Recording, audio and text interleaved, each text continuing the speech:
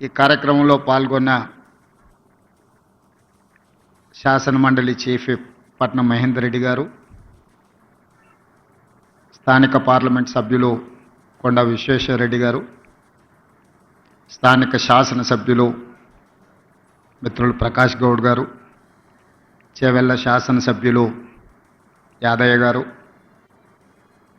శాసనసభ్యులు నాగరాజ్ గారు, శాసనసభ్యులు కుంభం అనిల్ రెడ్డి గారు, రాష్ట్ర DGP Jitender garu, Hyderabad police commissioner, ఈ Young India Police Academy police school in charge CV Anand garu, Stephen Ravindra గారు, ఇతర పోలీసు ఉన్నతాధికారులు, పోలీసు కుటుంబ సభ్యులందరికీ కూడా నా శుభాకాంక్షలు తెలియజేస్తున్నా.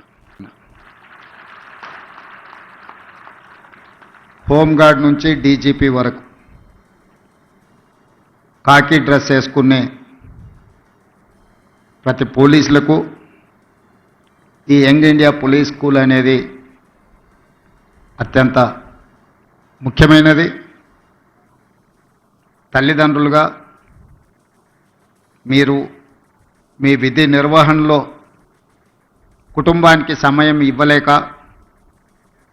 మీ పిల్లల చదువుల మీద సరైన దృష్టి సారించకపోవడము, మీ పిల్లలు బాగా చదువుకుంటున్నా వాళ్ళు చదువుకుంటున్నారో లేదో అనే ఆందోళనతో పోలీస్ సిబ్బంది, అది హోంగార్డ్ కావచ్చు, వివిధ హోదాలలో ఉన్న పోలీస్ శాఖ సిబ్బంది తల్లిదండ్రుల యొక్క ఆలోచన, వాళ్ళ ఆవేదన ఇది.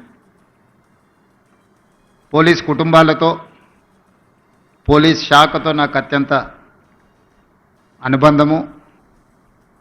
ఆ శాఖలో ఉండే సిబ్బంది యొక్క ఆలోచన విధానము నాకు ఒక స్పష్టమైన అవగాహన ఉన్నది. ఎన్నికల సందర్భంలోనే ఎలక్షన్ మేనిఫెస్టోలో నేను ఈ విషయాన్ని పొందుపరచడం జరిగింది. అప్పుడు పోలీస్ శాఖ సిబ్బంది కానీ రాజకీయ నాయకులు కానీ దీని మీద ఎవరు ప్రత్యేకంగా దృష్టి పెట్టలేదు. ఎందుకంటే ఎన్నికల్లో ఇచ్చే హామీలకు ఎన్నికల తర్వాత ఫలితాలు వచ్చిన తర్వాత పెద్దగా ప్రాధాన్యత ఉండదు అన్న ఆలోచన ఉందేమో, అందుకే ఎవరు దీని మీద పెద్దగా దృష్టి పెట్టలే. కానీ దేశ స్వతంత్రం వచ్చిన తర్వాత మొట్టమొదటి ప్రధానమంత్రి పండిత్ జవహర్లాల్ నెహ్రూ గారు ఈ దేశం యొక్క సమస్యను, భవిష్యత్ తరాల యొక్క అవసరాలను గుర్తించి ఆనాడు పండిత్ జవహర్లాల్ నెహ్రూ గారు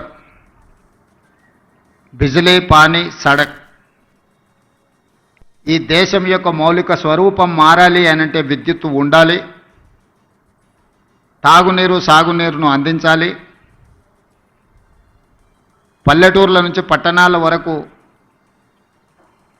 రోడ్డు రవాణా వ్యవస్థ ఉండాలి అని ఆలోచన చేసి బాక్రానంగల్ నుంచి నాగార్జున సాగర్ డ్యాం వరకు పండిత్ జవహర్లాల్ నెహ్రూ గారి విధానంలో ఆ రోజు ఈ దేశం అభివృద్ధి పదం వైపు నడిచింది.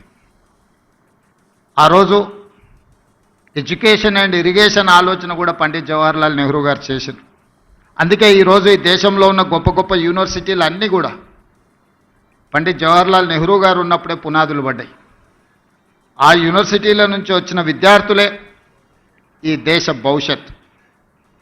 ఆనాడు నిర్మించిన సాగునీటి ప్రాజెక్టులే ఈ దేశం ఆకలి కేకల నుంచి ప్రపంచానికే ఆహార ధాన్యాలను అందించే స్థాయికి ఈరోజు ఈ దేశం అభివృద్ధి చెందింది అంటే ఆనాటి మొట్టమొదటి ప్రధానమంత్రి ఒక గొప్ప ఆలోచన చేసి ఒక దార్శనికత చూపించడంతో ఈరోజు ప్రపంచ దేశాలతో పోటీగా పడగలుగుతుంది. ఆ తర్వాత శ్రీమతి ఇందిరాగాంధీ గారు దళితులు, గిరిజనులు, ఆదివాసీలు, బలహీన వర్గాల యొక్క ఆకలి కేకలను, ఆలోచనను చూసి రోటీ కప్డా ఔర్ మకాన్ అనే స్లోగన్ తోటి ప్రజలకు రోటీ కప్డా ఔర్ మకాన్ అనే విధానాన్ని తీసుకొచ్చి పేదలకు సహాయాన్ని అందించారు. ఆ తర్వాత రాష్ట్రాలను తీసుకున్నప్పుడు ఈ మధ్యకాలంలో ఎక్కడికి వెళ్ళినా పాత్రికేయ మిత్రులు కానీ రాజకీయ విశ్లేషకులు ప్రతి ముఖ్యమంత్రికి ఒక బ్రాండ్ ఉన్నది, మీరు 16 నెలలైన ముఖ్యమంత్రి అయ్యి మీరు ఏ బ్రాండ్ క్రియేట్ చేసుకోలేకపోతున్నారు ఎందుకు అని ప్రశ్నిస్తున్నారు. నేను చాలా సందర్భాలలో నవ్వి వదిలేసిన, ఎందుకంటే ప్రశ్న అడిగేవాళ్ళు నేను ఏ బ్రాండ్ కోసం ప్రయత్నం చేస్తున్నో వాళ్ళు అవగాహన చేసుకునే పరిస్థితుల్లో లేరు అని. మొట్టమొదటిసారి 2 రూపాయలకు కిలో బియ్యం ఇచ్చిన ఎన్టీ రామారావు గారు పేదవాడు తెల్లన్నం తిన్నప్పుడల్లా వారిని గుర్తు చేసుకుంటాడు. ఐటీ కంపెనీలను, హైటెక్ సిటీని ఇవి చూసినప్పుడు చంద్రబాబు నాయుడు గారు గుర్తొస్తాడని చెప్తారు. అదేవిధంగా జలయజ్ఞం వ్యవసాయాన్ని ప్రాధాన్యతగా తీసుకొని ఉచిత కరెంటు నుంచి సాగునీటి ప్రాజెక్టుల వరకు రైతుల సమస్యలను చర్చించినప్పుడు రైతు బాంధవుడుగా డాక్టర్ వైఎస్ రాజశేఖర రెడ్డి గారు గుర్తొస్తారు. సరే, ఇంకొంతమంది కొన్ని రకాలుగా కొన్ని బ్రాండ్స్ క్లెయిమ్ చేస్తూ ఉంటారు. ఉద్యమకారులమని, తెలంగాణ ప్రదాతలమని, వాళ్ళ గురించి నేను పెద్దగా చర్చించదలుచుకోలేదు. మరి మీరు ఏ బ్రాండ్ లేకుండానే అన్నోటీస్డ్ చీఫ్ మినిస్టర్గా మీరు రావడం పోవడం జరుగుతుందా అని చెప్పి విశ్లేషకులు, శ్రేయోభిలాషులు అడుగుతున్నారు. నేను ఒక మాట చెప్పదలుచుకున్న ఈ వేదిక మీద నుంచి విశ్లేషకులకు, విమర్శకులకు, ఈ రాష్ట్రంలో ఉండే ప్రజలకి, young India is my brand. I wanted to create an brand that is called young India. 1000 సంవత్సరాల చరిత్ర కలిగిన మానవుల కోసం దేశాలు, సరిహద్దులు అనేటివి కృత్రిమంగా మనం సృష్టించుకున్నవే. ఒకప్పుడు రాజ్యాలు ఉన్నప్పుడు బలవంతుడైన రాజు ఆక్రమించుకుంటూ పోతే పెద్ద పెద్ద రాజ్యాలు ఉండేటివి. మళ్ళీ సామంతులు స్వతంత్రం ప్రకటించుకుంటే అవి చిన్న రాజ్యాలుగా మారినాయి. రాజ్యాల సరిహద్దులు మనం సృష్టించుకునే. ఈరోజు వీసా విధానం ఒకప్పుడు పాకిస్తాన్, ఆఫ్ఘనిస్తాన్ వరకు అఖండ్ భారత్. కానీ దేశ విభజన జరిగిన తర్వాత బంగ్లాదేశ్, పాకిస్తాన్, ఆఫ్ఘనిస్తాన్ రకరకాల దేశాలుగా ఈరోజు వీసాలు తీసుకొని మనం వెళ్తున్నాం. ఈ సరిహద్దులు అన్నీ కూడా మనం కృత్రిమంగా సృష్టించుకున్న సరిహద్దులే, మానవులు తయారు చేసుకున్న సరిహద్దులు. కానీ వీళ్ళందరికీ అవసరమైన అవసరాలు ఏమి? వీటి మీద ప్రత్యేకమైన దృష్టి పెట్టాల్సిన అవసరం పాలకుల మీద ఉన్నది. అది రాజ్యాలు కావచ్చు, స్వతంత్ర భారతదేశం కావచ్చు. భారతదేశానికి స్వతంత్రం వచ్చి 75 సంవత్సరాలు పూర్తి చేసుకున్నామంటే this is one of the youngest country in the world. స్వతంత్ర భారతదేశంగా 75 సంవత్సరాలు అనేది చాలా చిన్నది. మనం పురాణాలను విన్నప్పుడు, చరిత్రలు చదివినప్పుడు 1000 సంవత్సరాల చరిత్ర గురించి మాట్లాడుకుంటున్నాం, చర్చించుకుంటున్నాం. 1000 సంవత్సరాల చరిత్రలో 75 సంవత్సరాలు అనేది ఒక చిన్న ప్రయాణం మాత్రమే. ఈ చిన్న ప్రయాణంలో ఎంతోమంది ప్రధానమంత్రులు, ముఖ్యమంత్రులు, మంత్రులు రకరకాలుగా వచ్చిండ్రు. కానీ కొద్దిమంది మాత్రమే చరిత్రలో నిలబడ్డారు. ఆ కొద్దిమంది చరిత్రలో తీసుకున్న నిర్ణయాలు చరిత్రనే మలుపు తిప్పే విధంగా రాష్ట్రాలు, దేశాలు అభివృద్ధి పదం వైపు నడిచినాయి. క్లోజ్డ్ ఎకానమీ నుంచి open economy, liberalisation, privatisation, globalisation. ఆనాడు మన బిడ్డ పివి నరసింహారావు గారు, తెలంగాణ బిడ్డ, ఈ దేశానికే దార్శనికుడుగా మారి ప్రపంచానికే పోటీ పడే దేశంగా తీర్చిదిద్దినవాడు పివి నరసింహారావు గారు. ఈరోజు దేశంలో ఎవరికి ఇష్టం ఉన్నా లేకపోయినా, వారికి నచ్చినా నచ్చకపోయినా పివి నరసింహారావు గారి పేరు తీసుకోకుండా లిబరలైజేషన్, ప్రైవేటైజేషన్, గ్లోబలైజేషన్, ప్రపంచ దేశాలతో భారతదేశం పోటీ పడుతున్న విషయాన్ని ప్రస్తావించలేరు. అది వారి యొక్క విఘ్నత. ఈ పరిణామ క్రమంలో ఈరోజు ఇక్కడ ఉన్న ఐఏఎస్, ఐపీఎస్ అధికారులతో పాటు ఇక్కడికి వచ్చిన అందరినీ నా సూటి ప్రశ్న, మన భవిష్యత్ తరాలకు ఏం అవసరం ఉందో ఆ ప్రణాళికలు సిద్ధం చేయడమే పాలకులుగా మా మీద ఉన్న బాధ్యత. ప్రజలు మాకు ఇచ్చిన అధికారం మీ మీద పెత్తనం చెలాయించడానికి కాదు. ప్రజలు ఇచ్చిన అధికారం ప్రజలకు ఉపయోగపడాలి. ప్రజల శ్రేయస్సు కోసం మేము విధి విధానాలను సృష్టించాలి. ఆ విధి విధానాలు భవిష్యత్ తరాలకు ఉపయోగపడాలన్న ఆలోచనే మా ప్రభుత్వం యొక్క ఆలోచన, ప్రజాపాలన యొక్క విధానం అని చెప్పి నేను ఈ సందర్భంగా చెప్పదలుచుకున్నాను. అందుకే ఈరోజు ఒక్కొక్కరికి ఒక బ్రాండ్ ఉంది అని ఏదైతే అంటున్నారో, ఈరోజు నా బ్రాండ్ యంగ్ ఇండియా. అందుకే ఈరోజు యంగ్ ఇండియా స్కిల్స్ యూనివర్సిటీని మనం మొదలు పెట్టుకున్నాం. యంగ్ ఇండియా స్పోర్ట్స్ యూనివర్సిటీని మనం మొదలు పెట్టుకుంటున్నాం. యంగ్ ఇండియా స్పోర్ట్స్ అకాడమీని మనం మొదలు పెట్టుకుంటున్నాం. నేను సౌత్ కొరియా విజిట్ చేసిన ఈ మధ్యకాలంలో మా మిత్రుడు శ్రీధర్ బాబు గారితో. హార్డ్లీ ఆ దేశం యొక్క జనాభా 10 to 12 మిలియన్స్. అంటే ఒక మన హైదరాబాద్లో ఎంత జనాభా ఉన్నారో ఆ దేశం మొత్తం జనాభా 1,20,00,000 మంది. కానీ ఒలింపిక్స్లో 32 మెడల్స్ వచ్చినాయి వాళ్ళకు. భారతదేశానికి గోల్డ్ మెడల్ గుండు 0.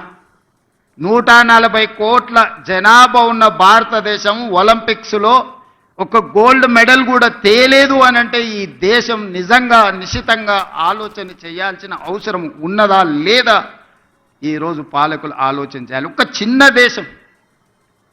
నేను అక్కడ సౌత్ కొరియన్ స్పోర్ట్స్ యూనివర్సిటీ ఒక 30 acres క్యాంపస్, జస్ట్ ఆ స్పోర్ట్స్ అకాడమీని నేను చూడడానికి వెళ్తే అక్కడ ఒక అమ్మాయి కలిసింది నాకు.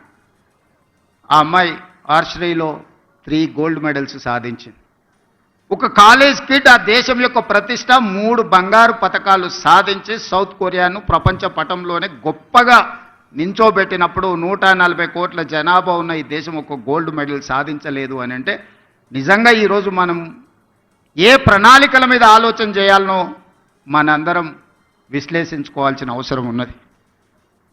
ఇవాళ ఫీ రియంబర్స్మెంట్, ఇతర పథకాలు లేకపోతే మన ఆర్థిక స్తోమత పెరగడం వల్ల తల్లిదండ్రులకు పిల్లల యొక్క విద్య మీద ప్రత్యేకమైన దృష్టి సారించడం వల్ల మన స్పెండింగ్ కెపాసిటీస్ పెరిగినాయి. లేదా మన ఆదాయాన్ని మొత్తం పిల్లల చదువుల కోసమే పెడుతున్నాం. కానీ చదువుకున్న పిల్లలకు చదువుకు తగ్గ ఉద్యోగము, వృత్తి నైపుణ్యం ఉన్నదా అంటే లేదు. There is an gap between demand and supply. ఈరోజు ప్రతి సంవత్సరం మన దగ్గర ఉన్న 175 ఇంజనీరింగ్ కాలేజీల నుంచి 1,10,000 మంది ఇంజనీరింగ్ గ్రాడ్యుయేట్లను తెలంగాణ రాష్ట్రం ఉత్పత్తి చేస్తుంది. ఇందులో నాణ్యత ఎంత అని అంటే ఎవరి దగ్గర దీనికి జవాబు లేదు. Just like that engineering graduate పట్టా తీసుకొని వస్తే వాళ్ళ తల్లిదండ్రులు పాపం గ్రామీణ ప్రాంతాలలో మా పిల్లవాడు ఇంజనీరింగ్ చదువుకున్నాడు. ముఖ్యంగా నా నియోజకవర్గం నుంచి పేదవాళ్ళు వస్తుంటారు, సార్ నువ్వు ముఖ్యమంత్రి గారివి ఎలాంటి పెద్ద కంపెనీలకు చెప్తే మా పిల్లోడికి ఉద్యోగం వస్తుంది. ఆ కంపెనీ వాళ్ళతో మాట్లాడితే వాళ్ళు అతన్ని ఇంటర్వ్యూ చేస్తే ఆయన అప్లికేషన్ ఫామ్ కూడా నింపుకోలేకపోతున్నాడు. సార్ ఏ రకంగా ఉద్యోగం ఇవ్వాలి, మేము ఈ బరువును మోయలేము, మేము ఒక మనిషిని తీసుకుంటే డబ్బులు కాదు, ఆఫీస్లో ఒక కుర్చీ, ఫ్యాను, ఏసీ, అతనికి కావాల్సినవి అన్నీ ఇస్తే ఇట్లా ఒక 10 మంది మా సంస్థలో చేరినంటే మా సంస్థ ఉద్యోగాలు ఇచ్చుడు కాదు, మేము ఉద్యోగాలు ఎత్తుకుంటూ పోవాల్సి వస్తుంది సార్ అని చెప్తున్నారు వాళ్ళు. అందుకే ఈరోజు ఆలోచన చేసి 1,10,000 మంది ఇంజనీరింగ్ గ్రాడ్యుయేట్లను ప్రతి సంవత్సరం తయారు చేస్తున్న తెలంగాణ రాష్ట్రం వాళ్ళకి సాంకేతిక నైపుణ్యం నేర్పించాలి. ప్రపంచ దేశాలలో ముఖ్యంగా మిడిల్ ఈస్ట్ కంట్రీస్లో, డెవలప్డ్ కంట్రీస్లో కూడా చాలా ఆపర్చునిటీస్ ఉన్నాయి. కానీ డిమాండ్ సప్లైలో ఉన్న గ్యాప్తో మనం ఏం చేసుకోలేకపోతున్నాం. అందుకే ఆ గ్యాప్ను ఫిల్ చేయడానికి, డిమాండ్ అండ్ సప్లైలో ఒక బ్రిడ్జ్ బిల్డ్ చేయడానికి యంగ్ ఇండియా స్కిల్స్ యూనివర్సిటీని మనం ప్రారంభించుకున్నాం. Young India skills university public private partnership ఈ దేశంలోనే ఒక బెస్ట్ యూనివర్సిటీని తయారు చేయాలని మన నిర్ణయం తీసుకొని ఆ యూనివర్సిటీకి మహేంద్ర అండ్ మహేంద్ర కంపెనీస్ మీకు అందరికి తెలుసు. ఈరోజు రోడ్ల మీద ప్రతి 4 వెహికల్స్లలో ఒక మహేంద్ర వెహికల్ ఉంటుంది. ఆ గ్రూప్ ఆఫ్ కంపెనీస్ చైర్మన్ మన young India skills university chairperson. ఒక ప్రైవేట్ కార్పొరేట్ కంపెనీ దిగ్గజాన్ని రాష్ట్ర ప్రభుత్వం ఒప్పించి మన తెలంగాణ రాష్ట్ర ప్రభుత్వం ప్రారంభించుకున్న యంగ్ ఇండియా స్కిల్స్ యూనివర్సిటీకి ఈరోజు చైర్పర్సన్గా ఉన్నాడు. ఈరోజు మహేంద్ర యూనివర్సిటీ ఉన్నది ఇక్కడ. సక్సెస్ఫుల్గా వాళ్ళు ఒక అకాడమీని నడపగలుగుతున్నారు. ఆ వ్యక్తినే తెలంగాణ రాష్ట్ర ప్రభుత్వం ఒప్పించి మన యంగ్ ఇండియా స్కిల్స్ యూనివర్సిటీకి ఈరోజు చైర్పర్సన్గా ఉండి 60 ఎకరాలలో ఫ్యూచర్ సిటీలో యూనివర్సిటీని నిర్మించడమే కాకుండా ఒక 500 నుంచి 600 కోట్ల కార్పస్ ఫండ్ ఆ బోర్డుకి ఇవ్వదలుచుకున్నాం. It is autonomous. వాళ్ళు ఏ రూపాయి కూడా రాష్ట్ర ప్రభుత్వం దగ్గరికి రావాల్సిన పని లేదు. ఆ బోర్డులో ఉన్న డైరెక్టర్లు ఈరోజు ఈ రాష్ట్రంలో, ఈ దేశంలో, ఇంక్లూడింగ్ వేర్ ఇన్ దట్ ఎక్కడ రాజకీయపరమైన ఆలోచన చేయలే. దిగ్గజాలుగా రాణించిన వాళ్ళని బోర్డ్ ఆఫ్ డైరెక్టర్స్గా తీసుకున్నాం. రెడ్డి ల్యాబ్స్ కావచ్చు, అరబిందో కావచ్చు, ఇట్లాంటి కార్పొరేట్ కంపెనీలు సక్సెస్ స్టోరీ ఉన్నోళ్ళు మన young India skills university board of డైరెక్టర్స్గా ఉన్నారు.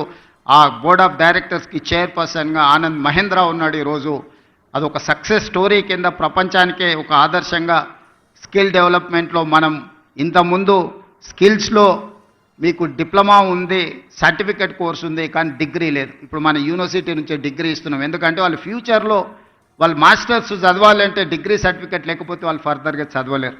అందుకే ఆలోచన చేసి ఆ యంగ్ ఇండియా స్కిల్స్ యూనివర్సిటీలో చదువుకున్న వాళ్ళకు 4 years కోర్స్ కంప్లీట్ చేస్తే వాళ్ళకు డిగ్రీ సర్టిఫికెట్ ఇచ్చి ఇతర దేశాలలో మాస్టర్స్ చదువుకోవడానికి వాళ్ళకు అవకాశం కల్పించినాం. థియరీనే కాకుండా 50% ఆఫ్ ద అకాడమిక్ టైంలో ప్రాక్టికల్స్ ఆయా కార్పొరేట్ కంపెనీలే డైరెక్ట్గా తీసుకొని వాళ్ళ కంపెనీలలో వాళ్ళకి ట్రైనింగ్ ఇచ్చి డైరెక్ట్ రిక్రూట్మెంట్. ఈరోజు స్కిల్స్ యూనివర్సిటీలో శిక్షణ పొందే వాళ్ళను డైరెక్ట్గా ముందుగానే కార్పొరేట్ కంపెనీలు వాళ్ళ దాంట్లో అబ్జర్వ్ చేసుకుంటున్నారు. సో ఈ మధ్య ఫస్ట్ బ్యాచ్ తీసుకున్నారు, అందరికి ఉద్యోగాలు వచ్చినాయి. అందరికి ఎంతమంది చేరారో 100% యంగ్ ఇండియా స్కిల్స్ యూనివర్సిటీలో జాయిన్ అయిన ప్రతి యువకుడికి యువతికి ఈరోజు ఉద్యోగ భద్రత ఉన్నది. వాళ్ళకి సిలబస్ నుంచి శిక్షణ వరకు ఆ కార్పొరేట్ కంపెనీలే బాధ్యత తీసుకున్నాయి. ఉద్యోగ భద్రతను ఆ కార్పొరేట్ కంపెనీలే కల్పిస్తున్నాయి. అదే కాకుండా ఈరోజు యంగ్ ఇండియా స్పోర్ట్స్ యూనివర్సిటీని కూడా మనం as a policy we have taken a decision. ఇప్పుడు ఆ young India sports university sports అకాడమీకి కూడా ఈ దేశంలో ఉండే పెద్ద కార్పొరేట్ కంపెనీలు అందరినీ చేసి పెద్ద కంపెనీల యజమానులే ముందుకు వచ్చారు ఆ బోర్డుకి లేకపోతే ఆ యూనివర్సిటీకి చైర్పర్సన్కి ఉంటామని. ఇప్పుడు ఆ పోటీ పడే వాళ్ళ దగ్గరలో కొంతమందిని షార్ట్ లిస్ట్ చేసి ఈరోజు మనం తీసుకోవాలనుకుంటున్నాం. ఇదే కాదు, ఈరోజు ఎస్సీ ఎస్టీ బీసీ మైనారిటీలకు రెసిడెన్షియల్ స్కూల్స్ పెట్టిన మేము చెప్పినాం. కానీ ఏ స్కూల్కి కానీ ఎక్కడ కనీస వసతులు కూడా లేవు. చిన్న చిన్న పౌల్ట్రీ ఫామ్లలోనో లేకపోతే 4 రూముల్లో 2000 మంది స్టూడెంట్స్ని ఉంచే పరిస్థితి. 4 బాత్రూమ్లు ఉంటే 2000 మంది పిల్లలు ఉన్నారు. ఒక్క బాత్రూమ్ ఉంటే 1000 మంది ఆడపిల్లలు ఉన్నారు.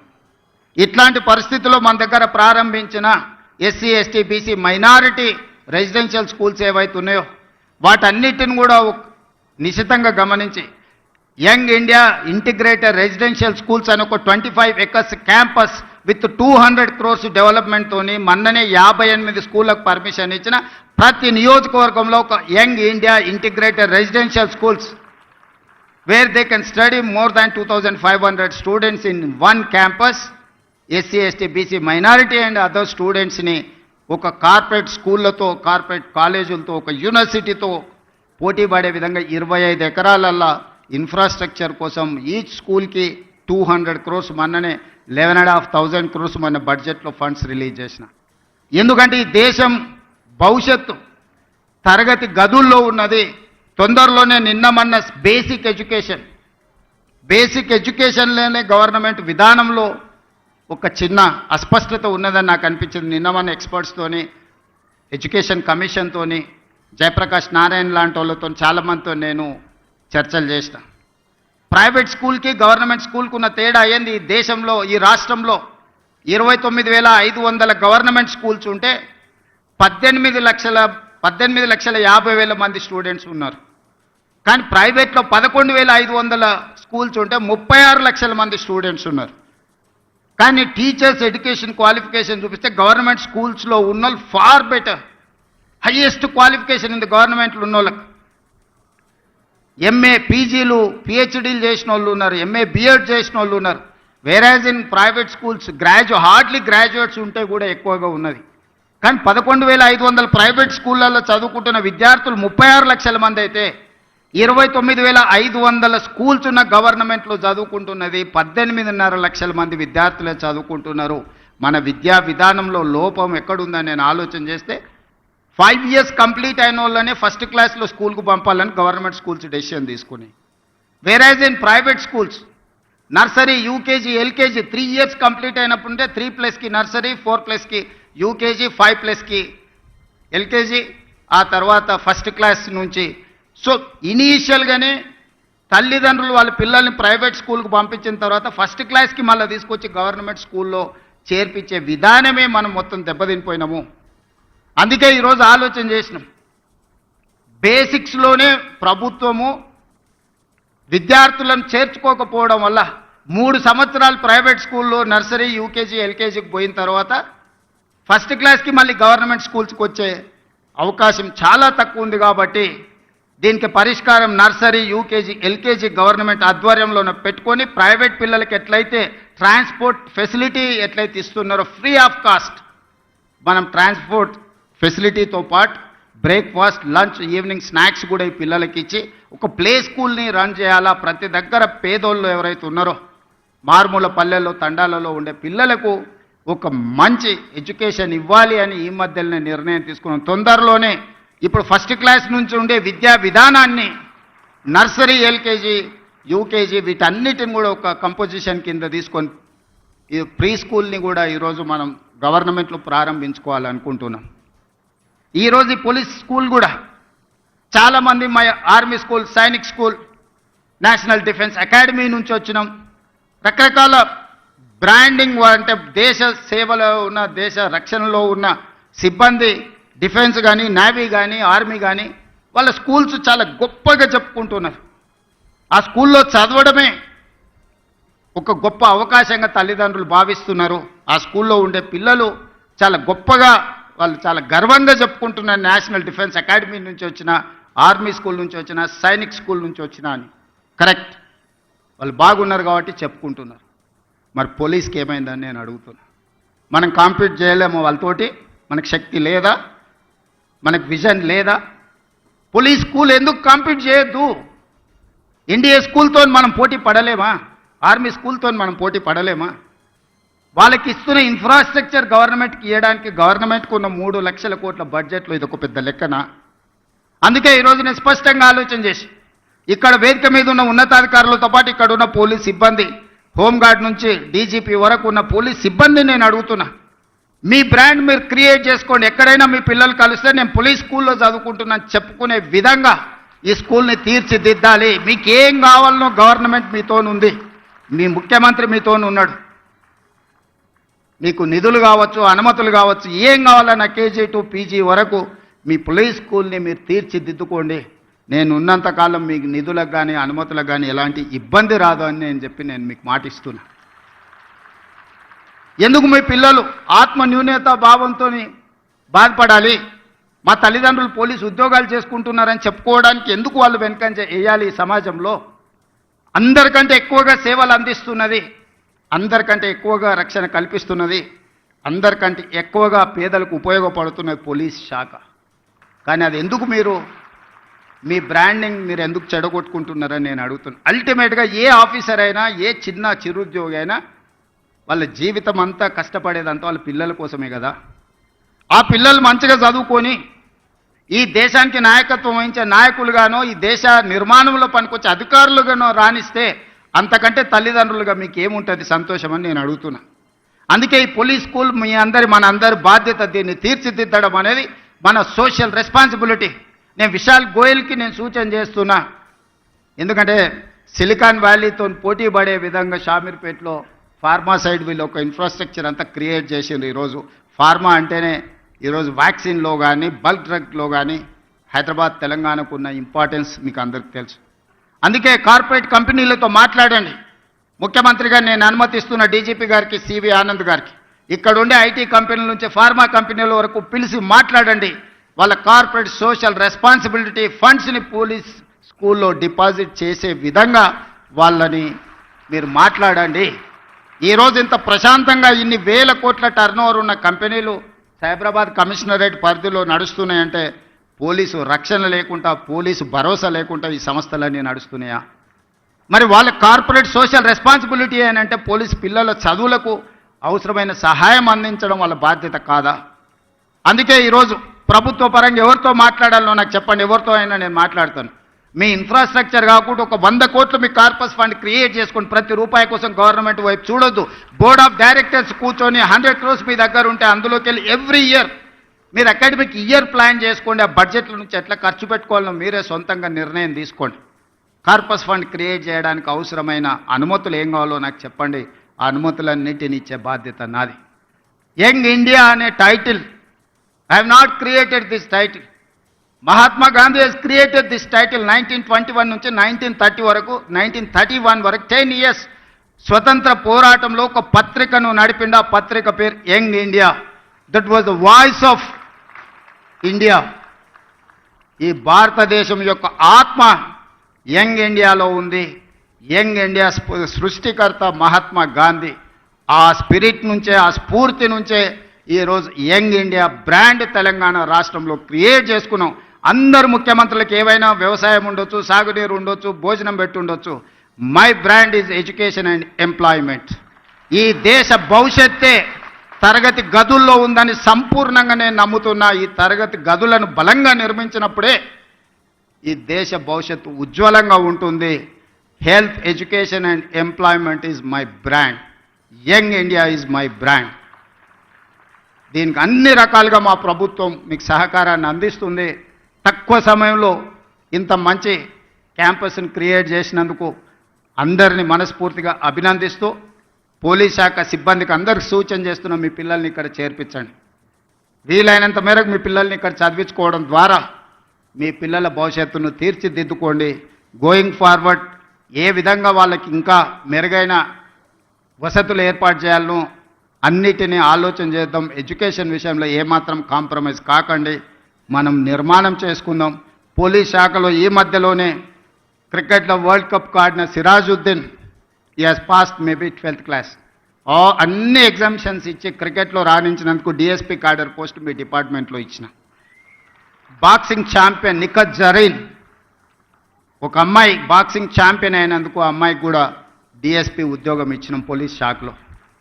సో ఈరోజు ఒక సిరాజుద్దీన్, ఒక నిఖత్ జరీన్ చదువులో కాదు క్రీడల్లో రాణించినా కూడా గ్రూప్ 1 క్యాడర్ డిఎస్పీ పోస్టులు వచ్చినాయంటే మీరు మీ పిల్లలకు ఆ స్ఫూర్తిని ఇవ్వండి. ఆ క్రీడాకారులు మీ పోలీస్ శాఖనే కాబట్టి అప్పుడప్పుడు వాళ్ళని ఇక్కడికి వచ్చి పిల్లలతో ఇంటరాక్ట్ అయ్యే విధంగా వాళ్ళను వీక్లీయో, మంత్లీయో, ఎవ్రీ 15 డేస్కో ఎప్పుడు వాళ్ళకి సమయం దొరికినా ask them to spend some time with this kids. దాంతో పిల్లలు ఇన్స్పైర్ అవుతారు.